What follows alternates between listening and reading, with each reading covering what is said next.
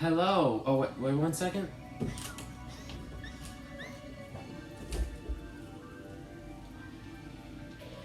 Okay. Wait, no. I'm missing something. Yes, ladies and gentlemen, this is what you think it is. Unless you don't know what this is. I'm not gonna tell you. You know, have you just ever seen something so spine-chilling whenever you were so young that's just stuck with you ever since it happened? Well, ladies and gentlemen, this is the video where I dig through my childhood to dig up the most messed up moments that just screwed with my dumb, young, childlike mind. I also got a few others to help me get through this torment as we all relive the days of our troubling memories.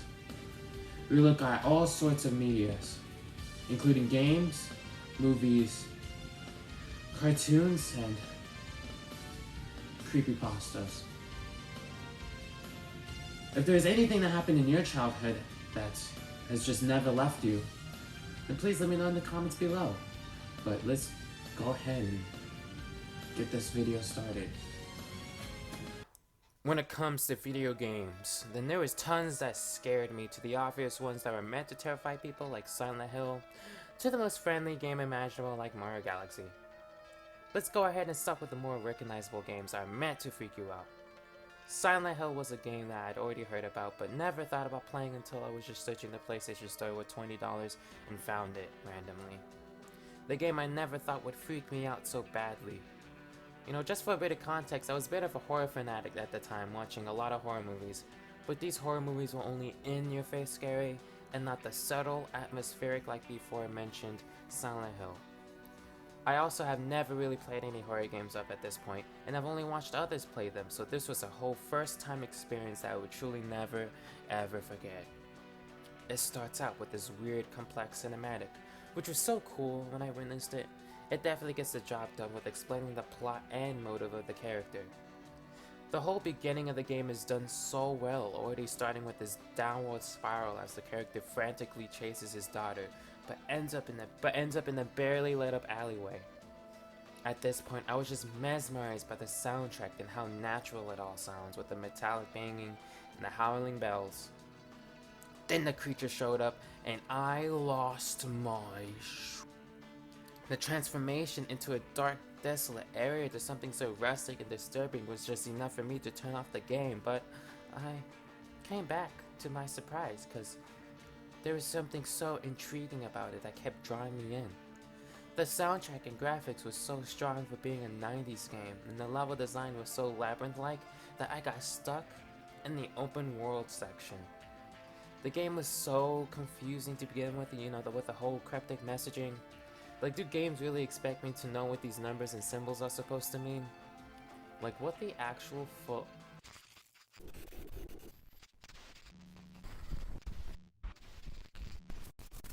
Whoa, where am I? Where do I go? What happened to you? These were the main questions that you'll be asking throughout the game. The designs of these levels are just so detailed for being a game that has no detailing, because it was the 90s. These levels are just such a smart idea and are so incredibly creepy, but unfortunately, I only got past the hospital because of saving issues after I died that put me too far back into the game for my impatient mind to keep going, but maybe one day I'll venture deeper into the foggy city of Silent Hill. Alright, welcome. It's my turn. So, for me, it wasn't really video games that kind of scarred me or scared me as a child. It was more on the movie side of things. So, I just went and rewatched the first thing I'm going to talk about. So, it's the scene from The Birds. Now, after watching it, I don't know why it messed me up. So, here's some backstory. I was about 9 or 10, I was with my family. We went to go visit my great aunt in Georgia. And they were up late night watching something. And I walked out and they kind of just stopped and looked at me. And they were like, no, go back to your room. But I was like, okay. And me being me, I was like, I wasn't coming out here to watch the movie, which in reality I was. I just went and and kind of snuck around to the back part towards the kitchen, acting like I was going to get food. So like I open the refrigerator and I kind of just peek around the corner and I'm looking, and it was the phone booth scene. Again, I just rewatched it. It's really stupid. I don't know why it scared me. But like the birds were trying to break into the phone booth to like, I guess, peck this lady's eyes out, and then there's like a whole bunch of other stuff going on outside. Like it's really, really bad. Like I feel ashamed for saying that scared me. But like there's like fire hoses spraying water everywhere, and there's like this dude driving and like this stuff falling off the cart. And like for some reason she's sitting there in the glass phone booth and she's just like and then like stuff's hitting the phone booth, and then like she's like freaking out. There's some dude that comes up, he's bleeding, he's got birds all on him, and then I'm like, as a kid I'm like, do birds like just attack people? What is happening? And she's sitting there like, just help me, somebody help me. So then not once but twice in the scene she opens up the phone booth for no reason. Like she wasn't trying to get out, she just opens it, and then a bird almost gets in twice. And I'm like as a kid I'm sitting there freaking out like, why are you doing this? Like you're gonna die, the birds are killing people. And then there's this one dude, he like runs some pole over or something like that. But it was just stupid. I don't even know how to like describe like my reasoning. I guess just because I was a child, but like I don't know why that scared me. Just seeing like birds attack people. Like from that point forward, it was the seagulls and crows. No, like we got on the beach, and as a kid I would always like chase birds. I like had a motivation to like chase them away so the seagulls wouldn't attack me. Not realizing that like that movie is just really stupid. I haven't watched it since that point. So when I just rewatched it about, I say 20 minutes ago, I just sat there like, so I have to tell them that this is what scared me. Okay. Yeah, that's cool. Anyway, yeah, so I don't know why, but if you want to, it's not scary at all. Like I encourage you to go watch it. It's the birds, it's the phone booth scene. Yeah, so that's pretty much it for that.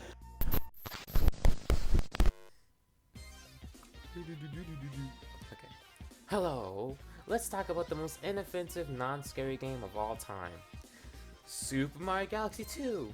You may be asking, what scared you in this game, you little poop? Well, thanks for asking, fellow stranger. If you were watching videos during the Creepypasta era, then you might have heard of a little thing called Hell Valley Sky Trees.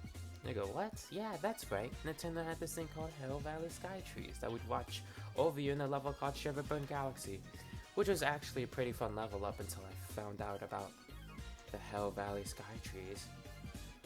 I would watch videos talking about creepy video game Easter eggs, and the Hell Valley Sky Trees were one of them. Being a game I cherished at the time, I actually decided to go take a look for myself. It's no surprise they were right there, just staring, and no matter where you were, they would always be there, just watching me. The thing that got to me was the fact that we had no idea what they are, and we still don't. There ain't no tree that looks like that, except for the one that's on the screen right now, but don't mind that. Why are they here staring at Mario, and what is up with that name? Wait, what was the name again? Hello. Who are you? And what are you doing in this smoldering cauldron? Huh? How about you tell me what you really are afraid of? One major thing that really got me paranoid was a little thing called creepypastas. No, really, creepypastas. Remember the Slenderman craze of 2012 where random bits of information started spreading about this urban myth that was literally debunked years later? Well, this myth had me paranoid for probably a month. Learning about the Slenderman was so interesting because I had never heard of such a thing before. Internet urban myths weren't really a thing at this point, and I was a very gullible child who would believe anything text videos would tell him. When I found out that he would come after me the more I looked him up, that's when everything went downhill. I ain't talking silent.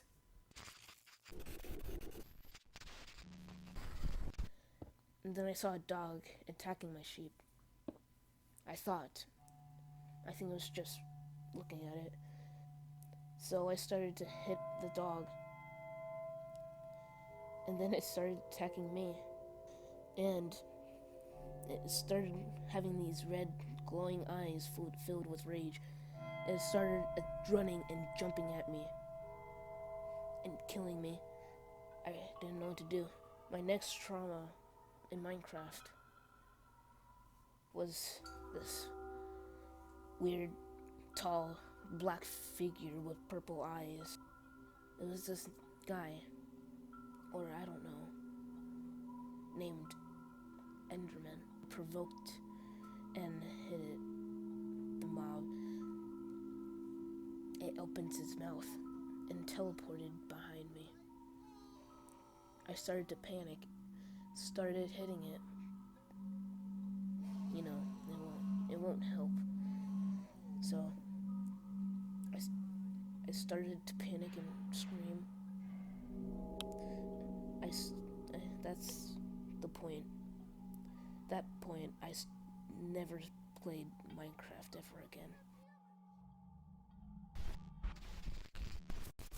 So in my childhood, I used to own a PlayStation 1, and I owned 2 games.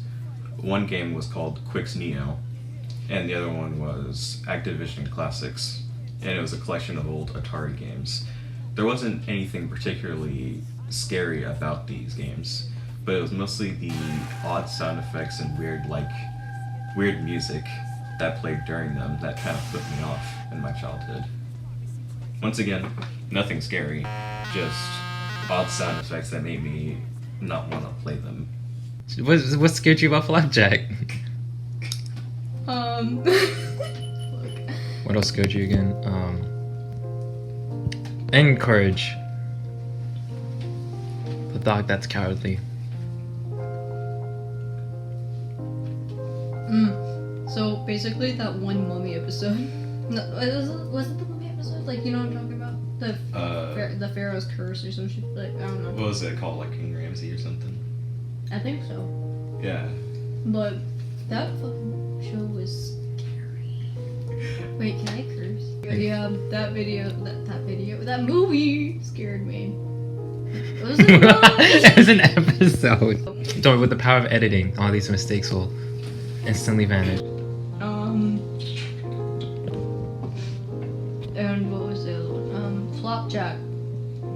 It was like a specific scene. I don't know what from episode it was, but like basically there's like this fluffy cat, and Flapjack's fixing to like walk over to it and pet it, and he's like, "Oh, that's such a cute cat." The cat turns around, and it's literally just 2 black gaping holes and like a mouthful of razor sharp teeth, and that scared me. Like, I just remember watching them and basically like running to my parents afterward. It was like weird. I don't know. Time to talk about the creepypastas. Creepypasta. Scary noodles. Toothpaste. So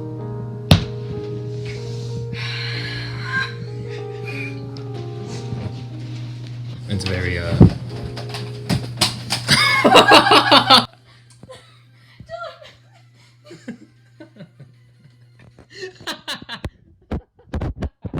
Wait. I'm still recording, by the way. What?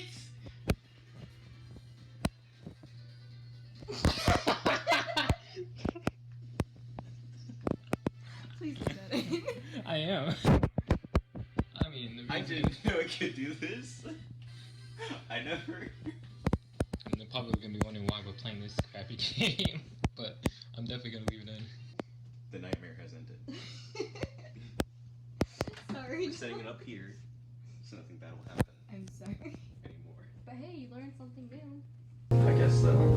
From this old ass game that no one even plays anymore. I bet if you look it up on esports, you can find it. Probably. Okay, so talk about the creepypastas again. Okay, so there's like this one creepypasta, and it's like not even. It's not even good, but it scared the shit out of me. But it's like basically like it plays off the fear of like never ending. You know what I'm talking about? Like fear. You walk into a building, it's kind of like never ending. Like an endless hallway. Yeah. And so basically it's like this person goes into a movie theater and he sees the attendant and basically walks through to like get to his theater and stuff like that. And only to reappear back at the movie theater entrance. And like every so often whenever he like passes, there's like the slightest change and there's like no music because I don't know if it's like I know they made a game off of it, but there's like no music other than like footsteps and like an attendant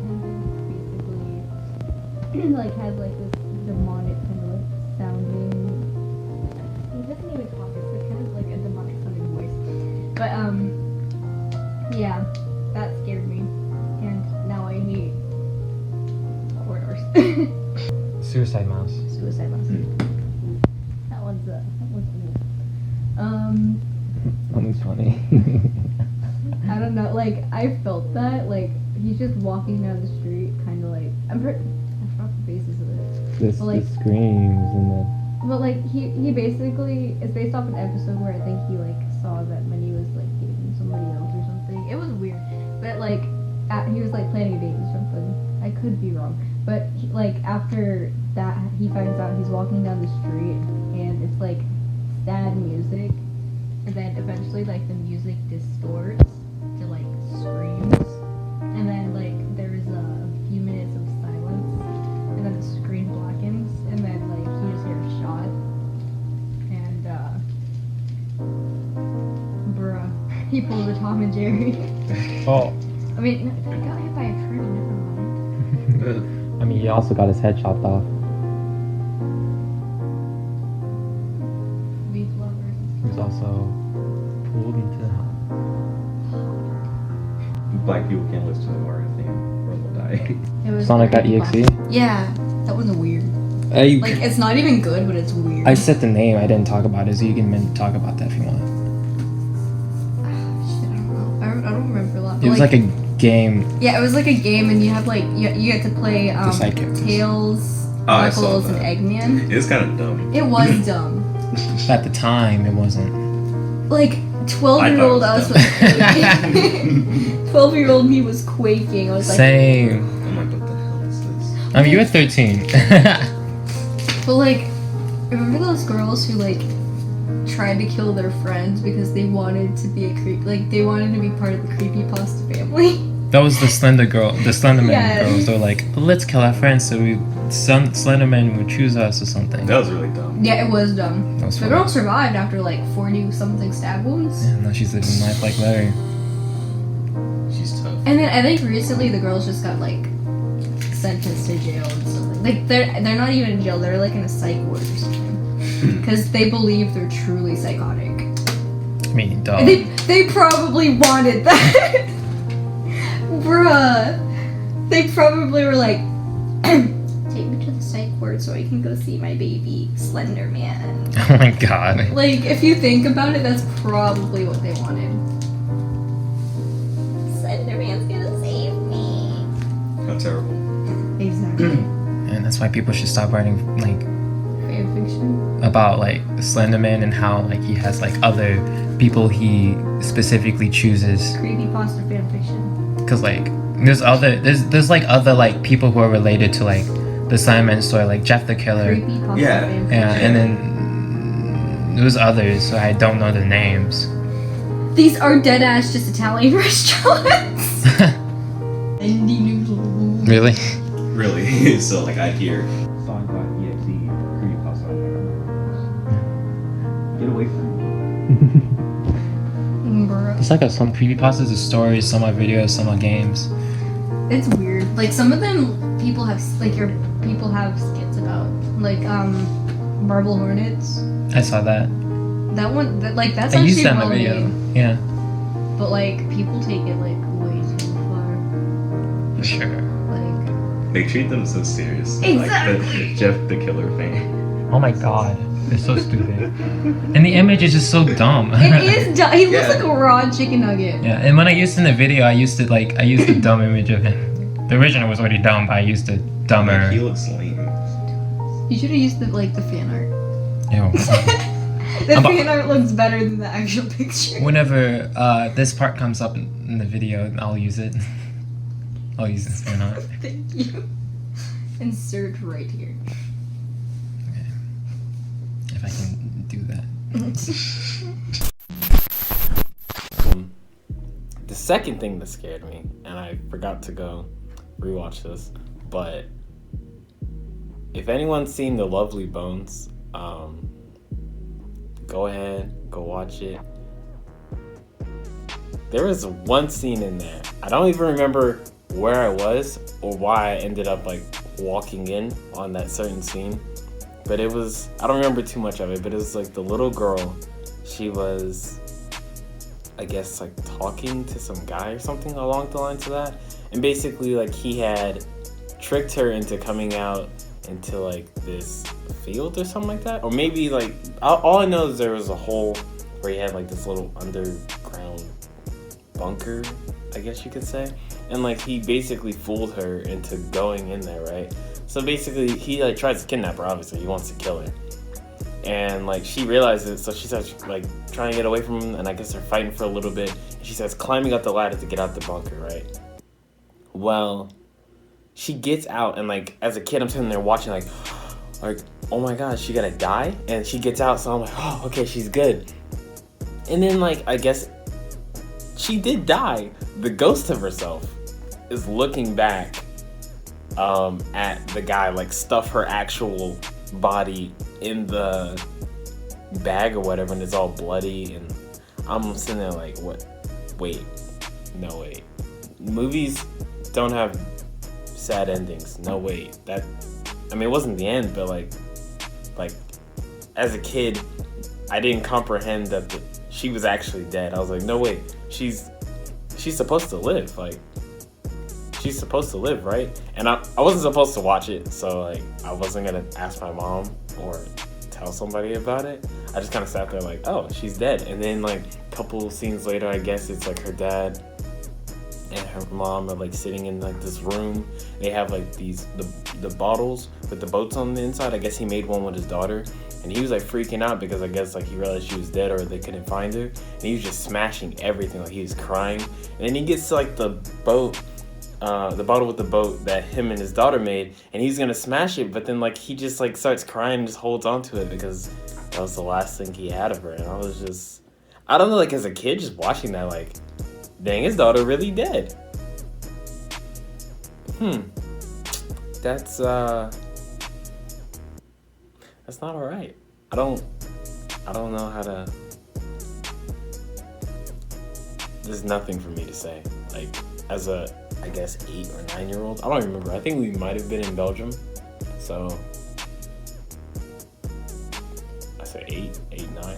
I was just sitting there like looking at the screen like, oh, okay. No. And there's a lot of things that are happening in Belgium that kind of made that movie more real than it should have been. For example, I'll say about a week or two of us moving into the house that we did in Belgium. It was a really big house. I had a huge backyard, had an attic and a basement. It was a really nice house. But the people did not like us, and me as a kid, I was like, oh, they don't like us, you know, because we're black. Like, oh, it's all right, it's whatever. Nah, they just didn't like Americans, because, like, we weren't on a base. We were, like, out.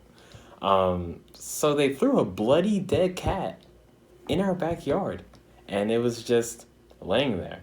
And at first, we're playing in the backyard, and I didn't notice it. I just saw something orange. I ignored it. We're just sitting there jumping on the trampoline. And like behind our backyard was like this farm. There's a bunch of cows, so sometimes like whenever my parents would cut the grass, we'd throw the grass over the cows to eat it, or like we'd like spray the cows with like a Nerf gun with like the super soaker or something like that. It was really weird. I don't know, but I just kept ignoring like whatever that orange presence was at the bottom of the hill of our backyard. Eventually, I finally like went down there. It was just some bloody dead cat just laying in the backyard, just dead. So I went to my mom. She comes down with gloves and everything, picks it up. That cat had been laying there so long that there was like he was laying there and there's a shadow outline of blood. Just like they just didn't like us. And then like there's only one neighbor that liked us. The other ones, we didn't talk to their parents. I was only friends with their kid. His name was Francois. But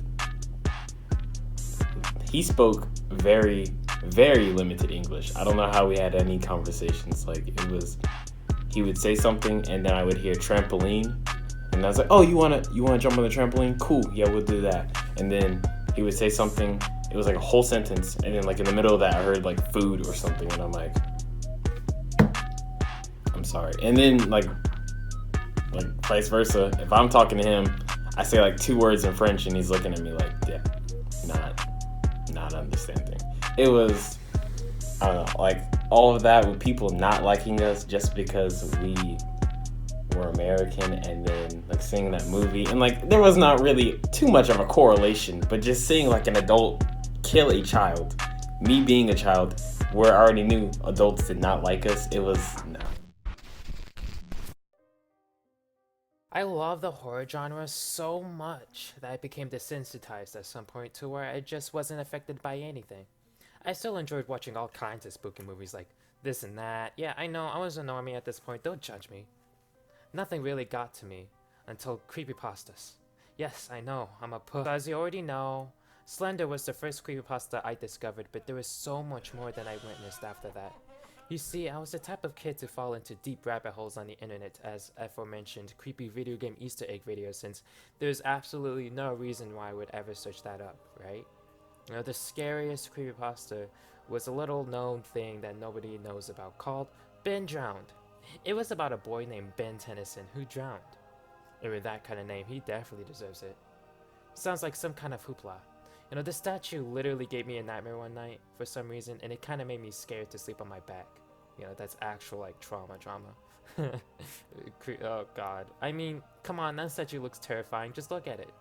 Another creepypasta that got me was a little-known creepypasta that only 90s kids would know of, called Red Mist. And if you didn't already know what that was about, it was about, drumroll please, Squidward committing suicide.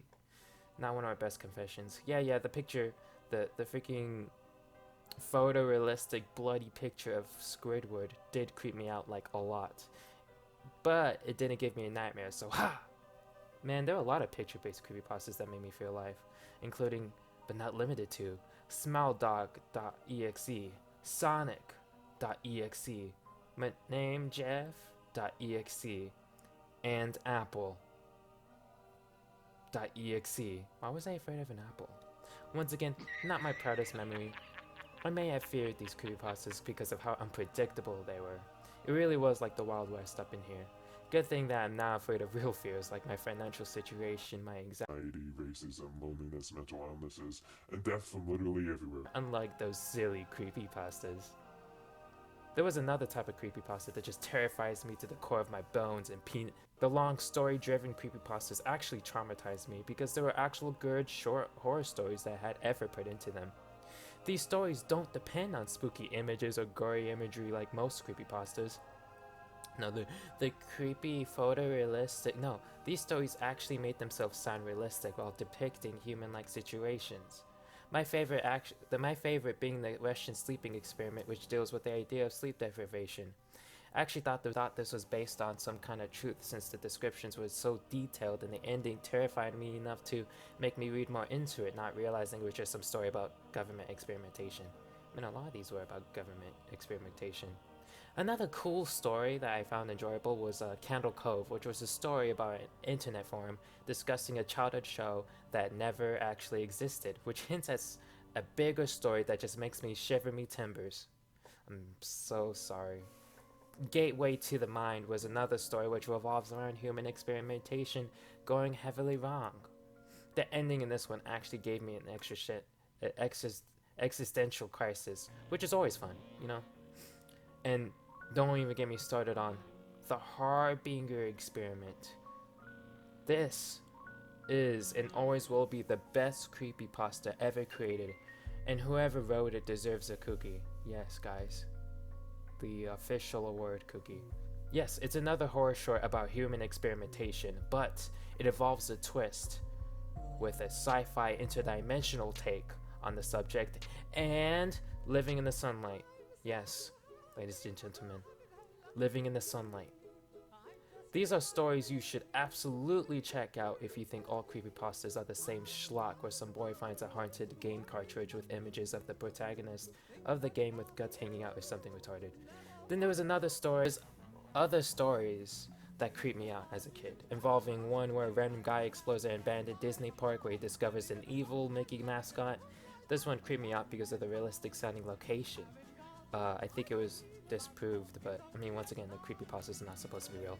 Even the freaking smiling dog had an interesting story that made it sound realistic and made the trend of chainmail creepypastas bigger than it ever should have been. The Lavender Town syndrome was also vague enough to sound realistic, even when it couldn't be true at all, since it would affect children worldwide and be a bigger controversy rather than a creepy short story on the internet. Username 666 was literally just a video, but it creeped me out because of the idea of being stuck watching the terrible nightmares or whatever YouTube could come up with. So I guess my fear of creepypastas really came from the thought of it being real. You know, the creepypastas, although being stupid most of the time, actually evolved my taste in horror by making me dig through the trash just to get to the juicy cream. Pause. There's other stuff that kind of messed me up, like the Fox and the Hound, where I thought the fox was gonna get shot. That's not too much of a big deal. Like it's more of a cartoon. That wasn't really a movie. Like as a movie, I thought that this was real stuff that happened because it was real people. Cartoons, it was kind of like, okay, the good guy's gonna win though because it's a cartoon. And then I don't know if anyone's seen this. So I talked about this recently with a couple of my friends. I guess it's not as popular as I thought, or maybe it's just because we were overseas at the time. But we watched this movie, Milo and Otis. It's basically this orange cat. I think he's orange. It's an orange cat and this pug. Basically, like they're best friends when they're a kitten and a puppy. They leave the farm, they go on this some huge adventure, and basically there's a scene where like they lose each other and like they're trying to get back to each other, something like that. Or Milo gets lost, my bad. Milo gets lost going down the river, and then Otis, the puppy, goes to go find him. And there's this scene where it's like night outside, and I don't know why, but like owls, again, I don't know if that kind of stemmed off the Birds movie thing, but owls were kind of scary to me as a kid too. Basically, there's this scene where like there's this pig, and he's lost, and Milo finds him, and he's like trying to protect him or something like that, but there's owls like just swooping around and hooting, and there's one scene where like he drops down and like grabs a mouse, and I guess the way it looked, I guess I thought it was going for the pig, so I thought he was gonna like eat him. I don't know, because again, that wasn't a cartoon, that was like actual footage of like animals, so I thought that it was real. Like I'm thinking, oh, this owl, like he's gonna eat the pig and then like maybe eat Milo. I don't know, it was really weird. And then like I think at one point Milo gets saved by some bird or something like that. It's a really weird movie. I've watched it probably too many times. Like I think I haven't watched it in like 7 years, but if I watched it right now, I'm pretty sure I could say like 90% of the words as the movie plays. It's a weird movie. They have like people talking, like basically dubbed over the animals doing whatever they're doing. And I don't know how they thought of this idea where they're like, all right, so we're gonna get this cat, right? Jim, you still have your cat, right? Okay, yeah. So take your cat, put him on a box, float him down the river, right? We're gonna send some people down there, don't worry, he's gonna be all right. They're gonna go catch Scruffy, then they'll pull him off. And basically we're gonna send my pug, the puppy. Yeah, we're gonna send him after him, and then just create this whole adventure. Hey, Hey Fisher, do you still have the bear for the end scene on the beach? Yeah, the one that we're gonna keep him. Okay, we're gonna have him like try to eat the dog. He's trained, right? He's not? Okay, but I mean, as a whole, I don't really know. It was just some weird scenes that kind of just made me feel weird, like, or scared, or like, I don't know, made me nervous as a child. So that's all I really have. I don't know where I'm placed at the video, so maybe, like, I feel like I'm ending the video right now, but maybe I'm like the first clip you guys are gonna see. Julien, edit this part out. Like, this is really bad. Like, edit this part out and then just put in this next part that I'm about to do. All right, but that's all that scared me. If there's anything that scared you guys, go ahead and just drop it in the comment section. If you have any ideas for future videos of what you guys want us to talk about or do, just let us know, and we'll have a consistent upload time coming soon. Thank you.